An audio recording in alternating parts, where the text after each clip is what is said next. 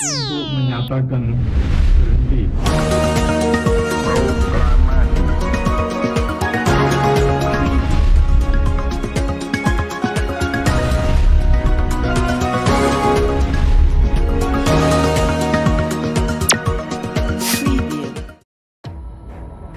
NU sekarang lagi jadi mungkin media darling ya. Jadi sosial media atau media darling karena apa yang saya sebut tadi di kata dinamis itu. Jadi ada dinamika yang sedang terjadi dan mungkin agak berbeda dengan ketika Muktamar ke-34 di Lampung. Waktu itu kan masih suasana Covid ya. Suasana Covid, tapi juga harusnya orang juga jauh lebih berdinamika di media sosial karena nggak kemana-mana. Tapi kali ini kan ada tanda kutip dinamika gitu ya, dengan kekuatan-kekuatan yang mungkin bisa jadi punya kepentingan jangka pendek dengan NU di tengah persiapan dan kesiapan NU untuk menyongsong abad keduanya. Gitu. Assalamualaikum warahmatullahi wabarakatuh. Kembali lagi bersama saya Naura di Secret Story Podcast. Teman-teman, Nahdlatul Ulama memasuki babak baru sejarahnya setelah lebih dari 1 abad menjadi penjaga tradisi Islam Ahlus Sunnah wal Jamaah, benteng kebangsaan dan rumah besar bagi jutaan warga Nahdliyin. Kini NU bersiap menghadapi tantangan yang jauh berbeda dari masa para pendirinya. Muktamar ke-35 di Jombang bukan sekedar forum memilih ketua umum PBNU atau Rais Am. Lebih dari itu, muktamar ini menjadi momentum menentukan arah organisasi Islam terbesar di dunia dalam menghadapi disrupsi teknologi, kecerdasan buatan, perubahan geopolitik, krisis ekonomi, hingga perang informasi yang membentuk cara masyarakat berpikir. Lalu seperti apa wajah kepemimpinan NU pada abad kedua? Apakah kader muda siap mengambil estafet kepemimpinan tanpa kehilangan akar tradisi? Dan bagaimana NU menjaga keseimbangan antara khidmah keumatan, independensi organisasi, dan juga tuntutan perubahan zaman? Untuk mendiskusikan hal ini, telah bergabung bersama kami melalui Zoom Direktur Eksekutif Institute for Strategic and Political Studies atau Intrapols, dan juga peneliti terkait NU, ada Mas Bustomi dari Surabaya. Terima kasih Mas sudah bersedia join dengan podcast kami hari ini. Ya, terima kasih. Assalamualaikum warahmatullahi wabarakatuh untuk semua pemirsa ya dan penikmat Secret Story ya. Ya, betul. Secret Story ya, terima kasih. Oke, baik, sama-sama Mas Bustomi. Nah, Mas, sebelum kita lebih jauh berdiskusi, jika diminta menggambarkan kondisi NU hari ini dalam 1 kalimat, apa nih Mas kira-kira yang bakal Mas Bustomi sampaikan? Kalau 1 kata dinamis ya. Dinamis ya Mas? Dinamis. Itu mungkin kata yang lebih aman lah ya. Oke, baik Mas. Nah, Mas, menjelang Muktamar ke-35 ini, apa yang paling Mas rasakan dengan situasi ini? Apakah yaitu ada optimisme, atau justru kekhawatiran, atau justru tantangan yang lebih besar, Mas? Kalau saya lihat ya, sebenarnya kan NU sekarang lagi jadi mungkin media darling ya. Jadi sosial media atau media darling karena apa yang saya sebut tadi di kata dinamis itu. Jadi ada dinamika yang sedang terjadi dan mungkin agak berbeda dengan ketika Muktamar ke-34 di Lampung. Waktu itu kan masih suasana Covid ya. Suasana Covid, tapi juga harusnya orang juga jauh lebih berdinamika di media sosial karena nggak kemana-mana. Tapi kali ini kan ada tanda kutip dinamika gitu ya, dengan kekuatan-kekuatan yang mungkin bisa jadi punya kepentingan eh, jangka pendek dengan NU di tengah persiapan dan kesiapan NU untuk menyongsong abad keduanya gitu. Oke, baik. Nah, kalau dari Mas Bustomi, dari publik sampai pemerintah, akan fokus kepada siapa yang akan menjadi next Rais Am PBNU? Maksudnya, seperti apa Mas bisa membaca hal ini dan bagaimana sih Mas petanya? Ya, setidaknya saya pernah menulis di beberapa media itu bahwa saya katakan setidaknya ada 3 kekuatan gitu ya. Kekuatan yang pertama tentu petahana gitu ya. Saya tidak mau menyebut ini ya. Jadi petahana, lalu kemudian kelompok yang kemudian di petahana ini kan ada 2 yang memang jadi ujung tombak dinamika NU pada abad kedua dan menjelang Muktamar ke-35 di Jombang pada akhir Agustus nanti. Lalu ada kekuatan-kekuatan tertentu yang mencoba untuk bisa dikatakan dalam tanda kutip ya, mencoba keluar dari Hmm. kotak dua tadi gitu, dari dua kotak tadi yang berusaha untuk entah ini kemudian genuinely adalah bentuk dari mau keluar dari itu atau kemudian secara pragmatikal, oportunistik, kepengen justru menjadi representasi perwakilan di luar yang sedang berseteru gitu. Oke. Jadi kubu petahana yang dalam konteks ini kan tentu Pak mau tidak mau sudah menyatakan diri untuk maju ya, kubunya Ya. Gus Yahya gitu kan. Lalu Hmm. kemudian secara tidak langsung diwakili oleh kelompok Rois Am yang petahana juga yang memang dalam tanda kutip dinamikanya tampak begitu terbaca oleh publik. Lalu kemudian ada upaya-upaya dari eksternal dan eksternal ini bisa siapa saja ya, saya tidak kemudian mengatakan ini bisa saja partai politik, bisa juga dalam tanda kutip adalah rezim yang kemudian mencoba untuk lepas dari dua kubu itu. Jadi dia mencoba untuk kemudian memunculkan kubu ketiga yang bisa dianggap menjadi dalam tanda kutip Hmm. mampu menjadi jembatan bagi begitu banyaknya kepentingan-kepentingan.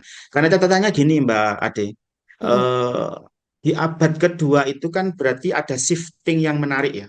Betul. Dari Ya. bagaimana kemudian NU sebagai dalam kacamata saya sebagai representasi wajah Islam perdesaan Hmm.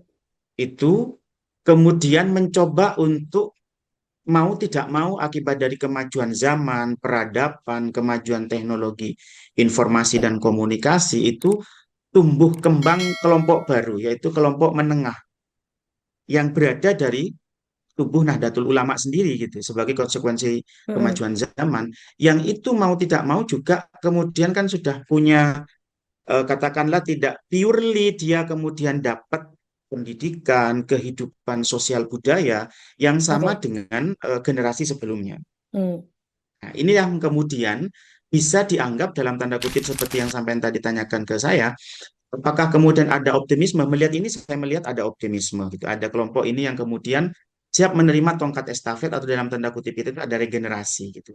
Tetapi Oke. jangan lupa bahwa dalam konteks perspektif sosial politik gitu ya, karena mau tidak mau saya melihat dari apa yang saya lakukan sejak 2016 hampir satu dekade itu tentang Nahdlatul Ulama itu justru DNA politiknya kan nggak hilang. Hmm. Dari sejak awal DNA politiknya itu sangat melekat sehingga ketika kehidupan sosial politiknya mereka sudah mulai ada warna dari akibat bahwa kemajuan zaman teknologi yang kemudian juga nggak pure 100% hanya pendidikan pesantren, madrasah, tapi mereka sudah masuk ke sekolah-sekolah ini dan bahkan ada yang kemudian di luar negeri dan sebagainya, itu menunjukkan dinamika dari munculnya kelas sosial menengah tadi.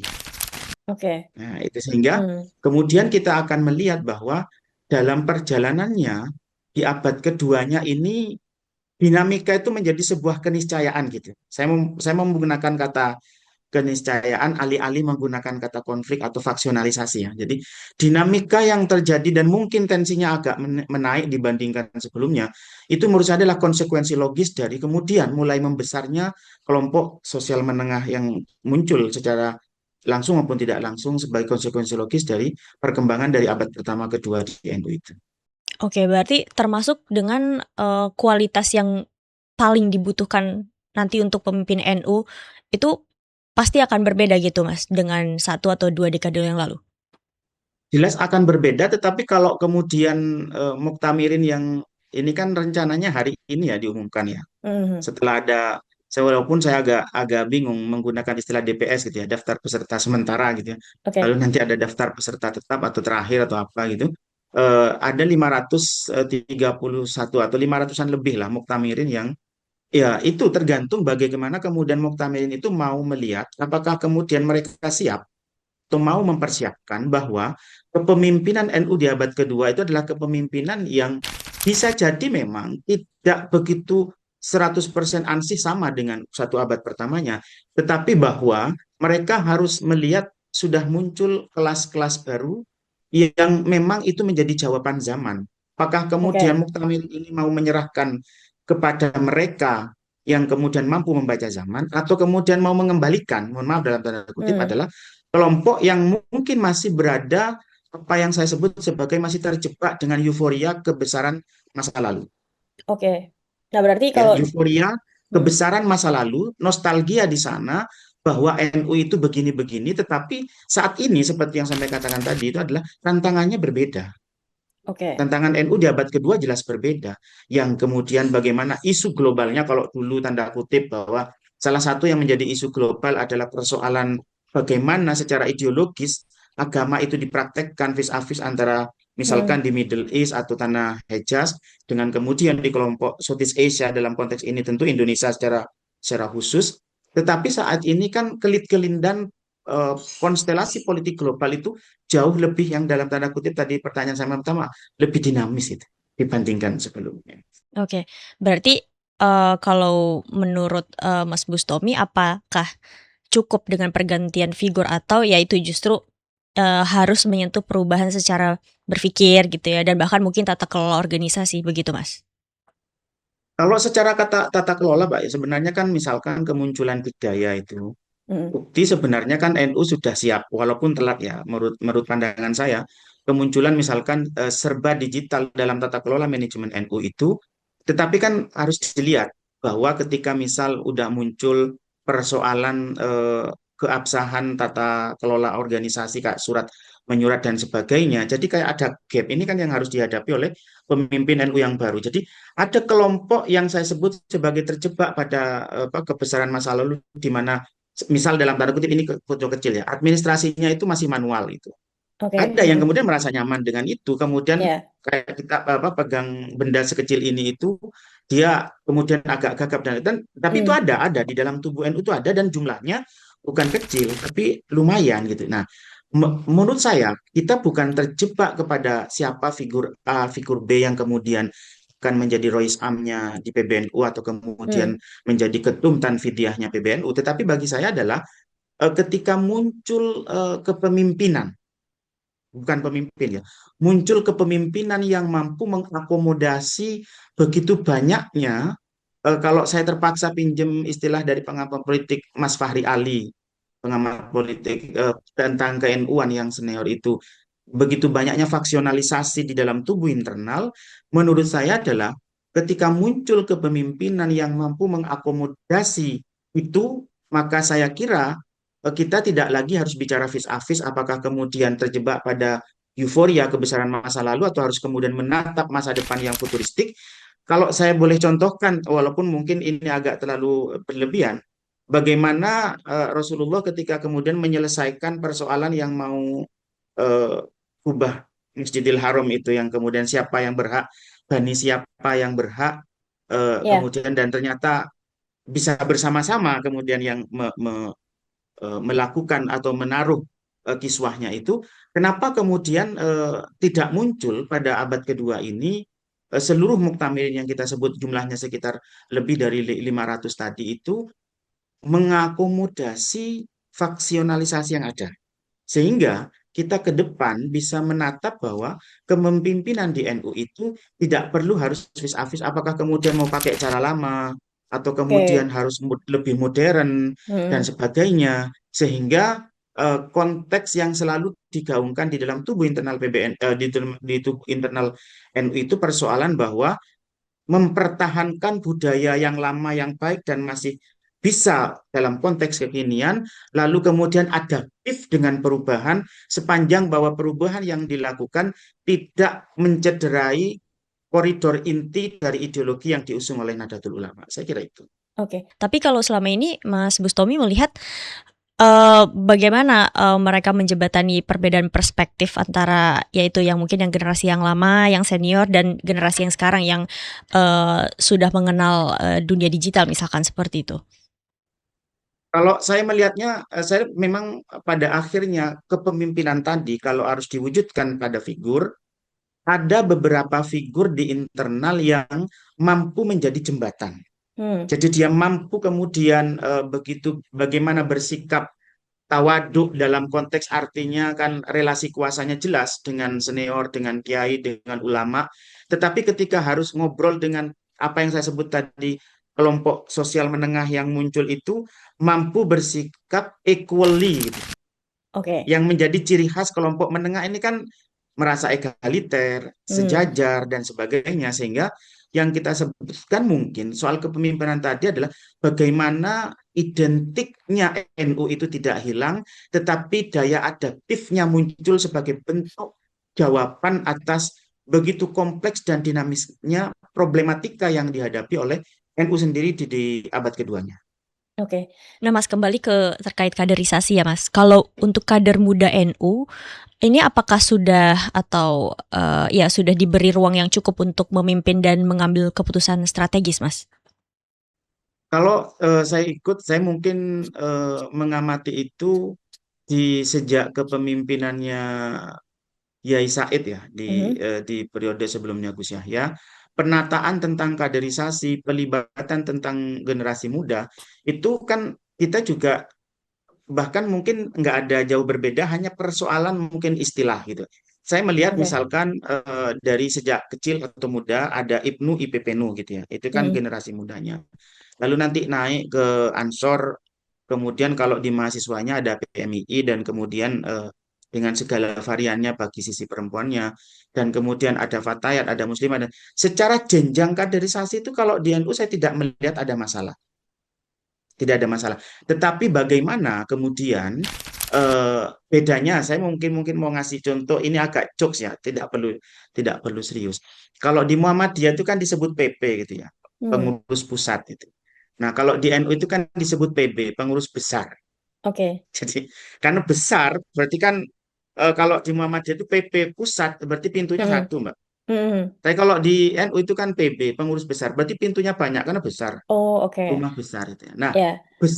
pintu-pintu yang kemudian disebut sebagai pengurus besar itu adalah wujud dari apa yang sampean lihat tadi, bahwa ternyata ada banyak pintu yang bisa menjadi supplier bagi regenerasi kepemimpinan, yang menunjukkan bahwa sejak awal setting organisasi NU ini sebenarnya sudah mengakomodir anak-anak muda. Sehingga melalui jenjang masing-masing dan kemudian diperbaharui dengan konteks kepemimpinannya Gus Yahya yang kemudian akan berakhir dengan muktamar di akhir Agustus nanti itu, saya melihat justru malah potensi-potensi anak muda sangat luar biasa diakomodasi. Contoh misalkan kayak Dikdaya itu. Dikdaya itu setahu saya sekarang sedang menempuh S3 di ITB atau IPB, itu di bawah saya secara usia. Artinya anak-anak muda yang memang dianggap mumpuni secara skill, kapasitas dan kapabilitas pada mungkin yang kita sebut sebagai put someone on the right place, put someone on the right position, itu sudah dilakukan.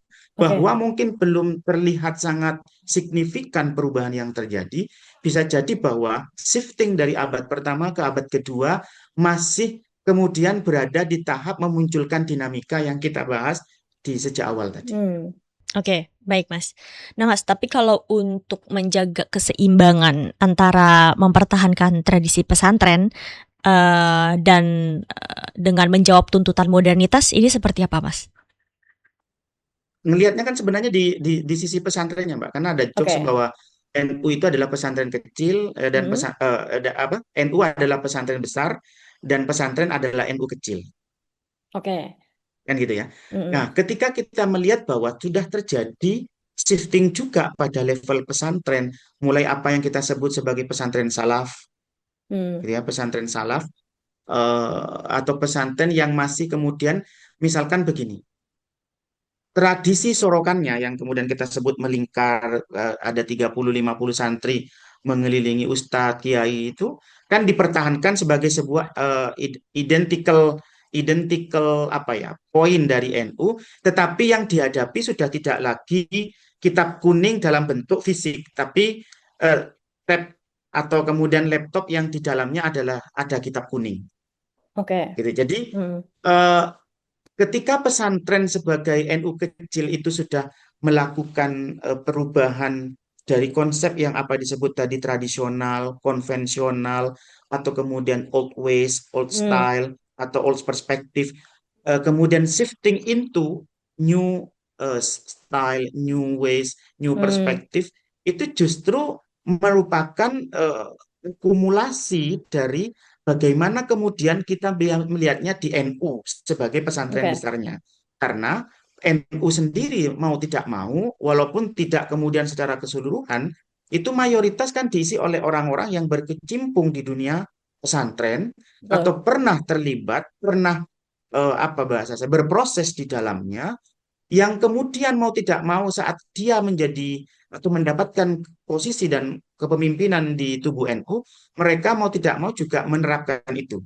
Sehingga ketika kemudian ditanya apakah NU kemudian akan bisa melakukan proses shiftingnya, ya tergantung bagaimana kemudian dinamika yang terjadi di pesantren itu, yang dalam amatan saya itu masih bersifat masif Hmm. sporadis. Oke. Berarti kan tinggal bagaimana secara official tata kelolanya menjadi lebih well prepared dan modernized.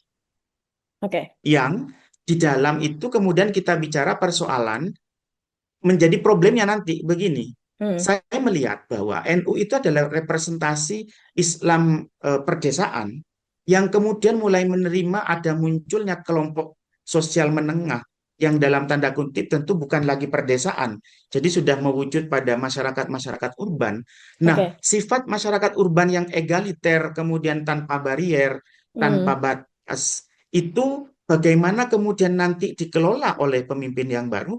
Maka menurut saya, ketika tadi ada pertanyaan soal sampai siapa kira-kira jadi Rois Am, siapa yang kemudian kira-kira jadi ketum Tanfidiahnya, itu tentu Muktamirin harus kita beri mungkin semacam sinyal atau alarm atau kemudian petunjuk. Tolong pilih orang yang kemudian mampu dan sudah pernah berproses di internal pesantren sebagai NU kecil, sehingga ketika beliaunya nanti kemudian memegang tampuk kepemimpinan di tubuh NU itu mampu menerjemahkan.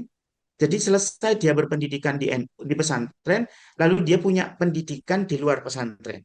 Oke. Hmm. Atau bahkan mungkin global dalam perspektif mampu memadupadankan antara bagaimana perspektif konvensional tradisional yang ada sebagai wujud dari representasi abad pertamanya NU, lalu kemudian dia berproses dan juga kemudian sudah berkegiatan aktif dan sebagainya di pendidikan, di lingkungan, di kehidupan yang non pesantren. Sehingga Oke. orang-orang yang seperti ini menurut saya cocok. Nah, saya tidak mau Hmm. mengarahkan ini siapa, tapi saya melihat muktamirin atau publik atau kita semua mungkin sudah punya bayangan nih, siapa kira-kira yang kemudian sudah memiliki atau punya unsur yang bisa memenuhi kriteria tersebut. Oke, nah Mas, tapi kalau begitu berarti apakah pesantren dan lembaga pendidikan NU sudah cukup siap menghadapi revolusi digital, misalkan seperti AI gitu ya, yang kita bisa lihat merubah cara belajar misalnya gitu, atau berdakwah gitu kan, dan bahkan dalam menghadapi ancaman hoax juga dan juga perang informasi, ini seperti apa Mas? Kalau Mas Bustomi melihat? Kalau saya tidak mau mengatakan apakah kemudian sudah cukup signifikan perubahan yang terjadi, tetapi saya pernah terlibat menjadi juri lomba santri digital. Oke. Yang pesertanya adalah dari kelompok badan otonom di tubuh internal NU, kemudian dari pesantren, kemudian dari madrasah, yang dalam benak saya, mulai dari segi karya jurnalistik, atau kemudian sineas sebagai sebuah sineas, seorang sineas, industri film, mereka sudah sangat siap. Oke. Tinggal bahwa ini kan yang muncul memang kayak ada layer, Mbak. Jadi kayak bahwa pesantren yang siap itu kualitasnya seperti ini. Lalu pesantren yang sudah berada pada tahap masih berada di tahap middle mungkin atau di tahapan berproses itu kualitasnya terlihat. Lalu yang kemudian baru memulai itu terlihat, atau bahkan kemudian yang tidak memulai itu bisa jadi tidak ikut menjadi atau tidak join to participate in the event. Oke. Sehingga menurut saya karena tidak partisipasi bisa jadi bahwa masih mempertahankan persoalan itu. Tapi kan pesantren-pesantren yang kita sebut sebagai pesantren salaf itu masih kemudian jumlahnya tidak signifikan, karena menurut kalau kita pakai datanya dari Kementerian Agama yang jumlahnya puluhan ribu itu pesantren, sebagian besar sudah mulai mengalami shifting secara teknikal praktis, bagaimana kemudian cara mengajarnya, cara belajarnya, mereka sudah siap secara digital. Bisa diambil contoh misalkan mereka sudah ada yang punya TV, kanal YouTube, media sosial yang Hmm. setiap hari memproduksi konten-konten di media sosial, Oke. termasuk dalam rangka konten yang diberikan itu adalah untuk to counter hoax Hmm. gitu. Oke. Jadi Hmm. konten-konten yang mereka lakukan termasuk misalkan ketika ada upaya misalkan dalam tanda kutip satu dua pesantren sebagai oknum itu punya nilai yang peyoratif atau negatif di mata publik karena punya kasus tertentu, maka kemudian pesantren-pesantren yang tidak berada di dalam koridor itu karena narasinya kan di media sosial sudah sangat luar biasa. Mereka kemudian Betul. membuat konten, mereka kemudian menampilkan bagaimana kemudian dari luar bahkan ke dalam seperti apa kehidupan pesantren saat ini. Gitu. Bahwa ada satu dua pesantren yang mungkin belum siap, bagi saya itu kan bagian dari proses. Kita Oke. tidak bisa Hmm. memuji terlalu berlebihan, tapi juga Betul. kita tidak bisa kemudian apa bahasanya wong Surabaya itu jelungupno terlalu berlebihan, Mbak, apa ya? Terlalu Mungkin dalam kata berlebihan. saya kritik berlebihan. Jadi Oke. memuji jika tidak perlu berlebihan, tapi juga kritiknya juga tidak harus berlebihan. Kita harus proporsional melihat bahwa sebagai sebuah organisasi terbesar di dunia yang jumlah kuantitinya begitu luar biasa, maka mengharmonisasi bagaimana kemudian laku gerak NU yang begitu besar dengan begitu variatifnya SDM di dalamnya, maka yang harus kita acungi jempol adalah kemampuan untuk tidak rusak, kemampuan untuk tidak hancur, kemampuan untuk kemudian masih tetap berupaya merekatkan dalam tanda kutip yang kemudian yang kata Mas Fahri Ali itu dengan faksionalisasi, itu menurut saya justru luar biasa. Itu kenapa kemudian saya mengatakan apa yang terjadi saat ini di tubuh NU itu sebuah dinamika. Kita aja. Oke. Baik, Mas. Mas, NU ini kan sebagai organisasi keagamaan yang memiliki kedekatan historis dengan negara. Nah, bagaimana NU bisa menjaga independensi sekaligus tetap menjadi mitra strategis pemerintah? Nah, jadi kan kalau kita mau bicara ada satu peristiwa sejarah yang menarik, Mbak, ini. Oke. Ketika Muktamar di Cipasung itu kan ada dinamika luar biasa ya dalam tanda kutip antara NU dengan negara. Hmm. Ya. Ada yang mencoba untuk menyamakan yang sekarang dengan itu. Menurut saya berbeda. Jadi ketika dari awal NU itu dikenal dengan kalau dalam istilah saya adalah politik zigzag, ya, politik zigzag. Politik zigzag itu sebenarnya karena begitu dalam tanda kutip lihainya bagaimana DNA politik di dalam tubuh NU yang bisa kita lihat dari kepemimpinan yang menjadi representasi dari organisasi ini itu mampu sejarah dalam tanda kutip menerapkan apa yang disebut dengan politik yaitu seni tata kelola, termasuk Oke. seni tata kelola berhubungan dan kemudian berinteraksi dengan negara. Bisa jadi bahwa pada kepemimpinan yang kemudian akan berakhir ini, publik melihat terlalu dekat porsinya. Hmm. Sehingga publik menginginkan, terutama publik internal, walaupun mungkin juga eksternal dari NU, melihat ingin bagaimana kepemimpinan NU itu seperti di eranya Gus Dur. Yang walaupun Gus Dur sendiri adalah mantan ketua umum di waktu itu, Hmm. menjadi presiden, tetapi dinamika relasi dan interaksi antara NU dengan negara itu bisa dikatakan dalam tanda kutip cukup proporsional.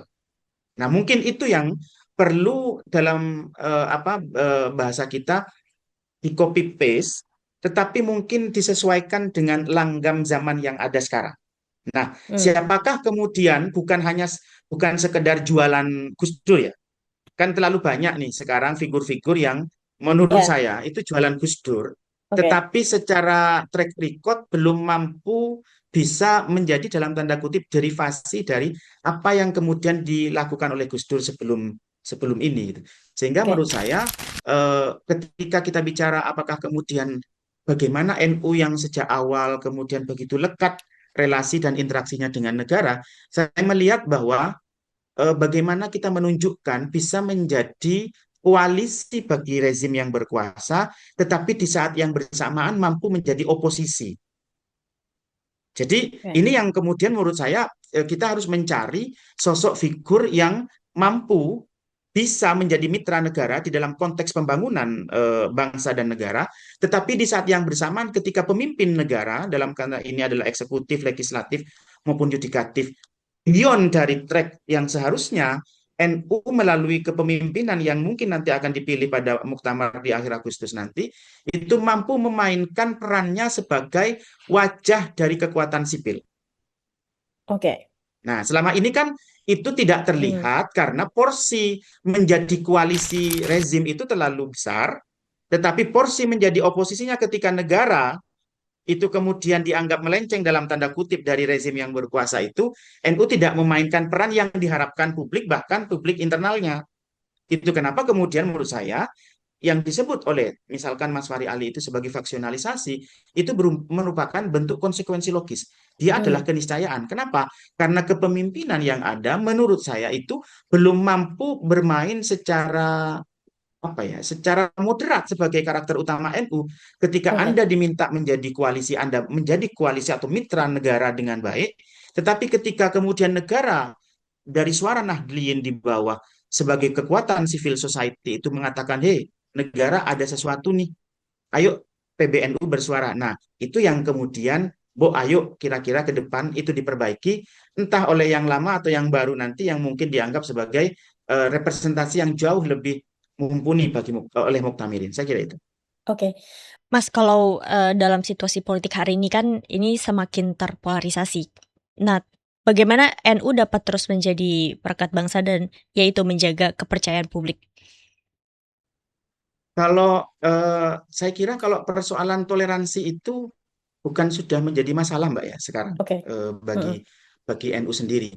Tetapi bahwa ada satu dua orang yang kerap kali memakai atau meminjam identitas dan tubuh NU untuk kemudian menjadi apa ya? Menurut saya menyulut satu konflik, menyulut satu sensasi, menyulut satu kontroversi itu yang menurut saya harus ditertibkan. Oke. Gitu. Jadi kan sekarang adalah peran dari PB baik itu Roisam maupun kemudian Tanfidia dalam konflik misalkan persoalan nasab, persoalan politik nasional, persoalan tambang, persoalan sebagainya itu tidak mampu kemudian secara kelit-kelindan itu berdiri di tengah untuk menjawab bagaimana kenapa misalkan NU tidak mengeluarkan survei internal misalkan bagaimana pendapat Nahdliyin terkait tambang mau apa enggak. Jadi tidak top down tapi bottom up. Jadi era kepemimpinan walaupun mungkin ini adalah wajah dari presentasi Islam perdesaan yang dianggap feodal sehingga kemudian top down, maka di abad kedua karena sudah ada shifting sudah berbeda tantangannya, maka NU mungkin harus mulai menampilkan bagaimana kombinasi padu padan antara kepemimpinan yang bersifat top down tapi basis datanya bottom up. Dan Oke. itu saya kira yang tadi sampai katakan itu bisa dimainkan oleh peran-peran anak muda di Lakspedam, kemudian di LTN untuk menghadirkan hasil-hasil survei yang kredibel dan saintifik bahwa ini loh suara Nahdliyin. Ayo Roisam dan Ketum PBNU dan jajarannya itu menjadi representasi kami di dalam menyuarakan itu baik bermitra maupun kemudian menjadi mitra kritis bagi rezim atau negara. Oke, baik. Nah, Mas Bustomi, mungkin ini yang terakhir yang ingin saya tanyakan nih, Mas. Kalau menurut Mas, tantangan terbesar NU pada 20 hingga 30 tahun ke depan, ini berasal dari mana, Mas? Apakah mungkin dari sisi teknologi, ekonomi, sosial, atau justru perubahan dari cara berpikir generasi muda, Mas?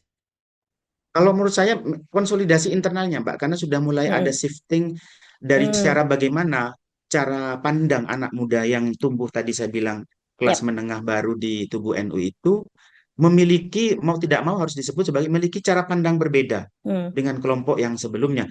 Even misalkan bahwa dia secara garis keturunan adalah garis keturunan kepemimpinan pesantren secara biologis, tetapi dia sudah berpendidikan tidak hanya di pesantren, dia sudah di luar.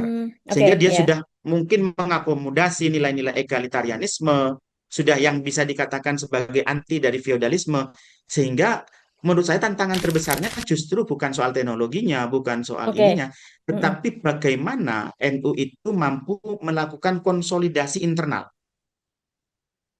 Gitu ya. Jadi NU ini kan sebagai sebuah kekuatan global, menurut saya di era keduanya masih berupa potensi.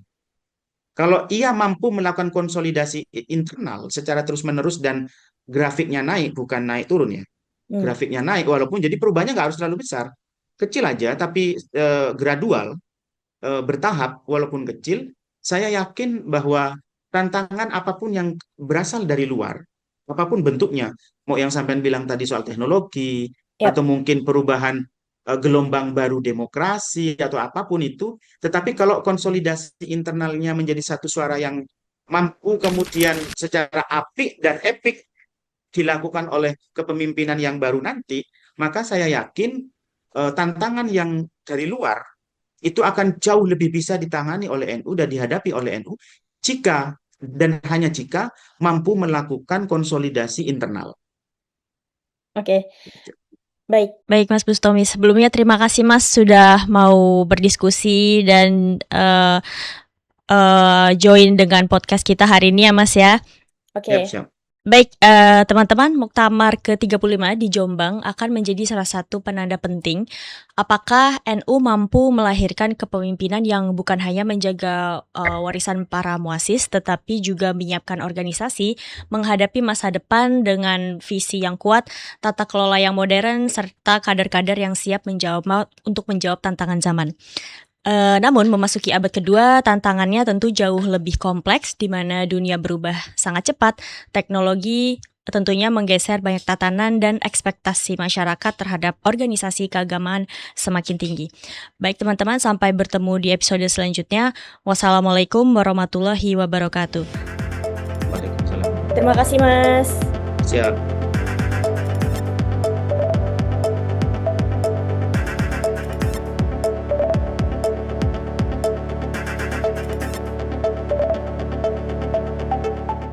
Untuk menyatakan berhenti.